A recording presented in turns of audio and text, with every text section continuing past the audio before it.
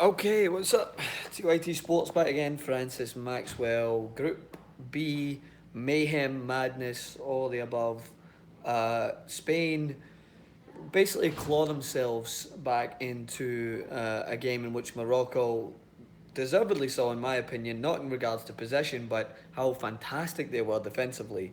Um, they get Spain end up with a VAR given goal, and it's kind of has me torn in this World Cup. Of course, it's a little different from being a football fan in my world of football to an American football fan, where of course video technology is a huge part of the game. The way we see it now in the world football, people are complaining about it slowing down, but I'm still leaning towards the positivity aspect of it because Iago Aspez's fantastic flick into the back of the net, rightfully so, it was onside. It was a very close call in VAR, basically gave a goal that was deemed offside. Now, what I don't understand here, right, Morocco, very passionate team. Fans are passionate, I love them. The players, after the goal was given, they're surrounding Spanish players and getting mad at them as if to say, "Here, mate, come on! Like, we were beating you guys, and you got given that goal that really was a goal, but we didn't want it to be a goal. So why are you doing that? You're cheating." And I'm just watching these Moroccan players getting so upset. And okay, I get it. That would have been their World Cup, basically beating Spain. They had no opportunity of going through, so would have beaten Spain would have been monumental for them. But this is why the technology is put in place, and the coaching staff and the Moroccan players getting so upset with the referee.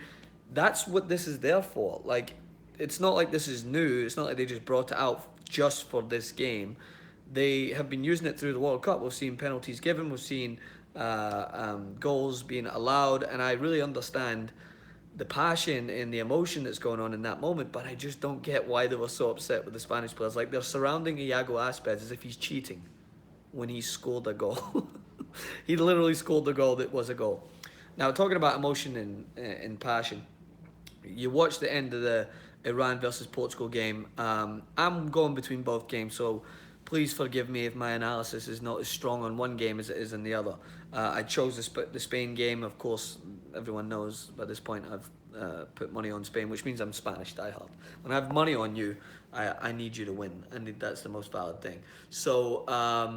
But watching the tail end of the Iran game, they clawed their way back in, and I've been so impressed with Iran throughout this tournament so far. So they claw their way back in, and they're within touching distance of eliminating Portugal. What was going to happen before that is if Iran equalised while Spain were still trailing Morocco with a bullet of a header. By the way, I have to give credit to that goal from Morocco. Beautiful header, just bossed Ramos out of the way. Then it would have been Spain who would have been susceptible to elimination.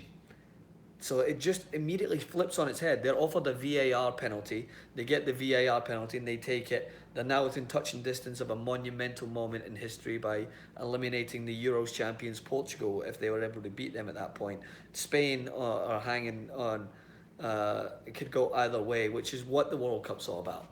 The fact that the technology is, in my opinion, writing some things that could have been unjust, whether you look at it or not. I mean, the offside call was so close. I'm sure Spain fans are going to say it was onside completely.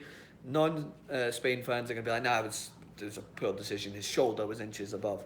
But what a finish it was, regardless. But then when you watch the emotion of the Iran players at the end, they gave everything in this tournament. And I think that they earned a lot of respect. The way that they carried themselves, and they were unlucky. But in the end, the two teams, as expected to go through in this group, go through. Portugal and Spain go through. Spain, after looking to becoming a repeating themselves after the last World Cup and going out again, claw themselves back with a quick, smart, intelligent set piece, and then they managed to sail through top of the group. That's how crazy this World Cup is. It could just flip either way. Games this morning. A brief talking point on that is Uruguay looked very good. In my opinion, Croatia have looked the best so far. Of any team in the tournament, Croatia have looked the best. Yes, that's including England. You beat Panama. I get it. My anti-English comes out because, of course, I'm jealous that Scotland are not in it. But even with that, my football head's on and I say England look good. Panama are an absolute disgrace, which is even more horrific for the US fans watching this when you're like, we lost. We didn't make the tournament, but that team did.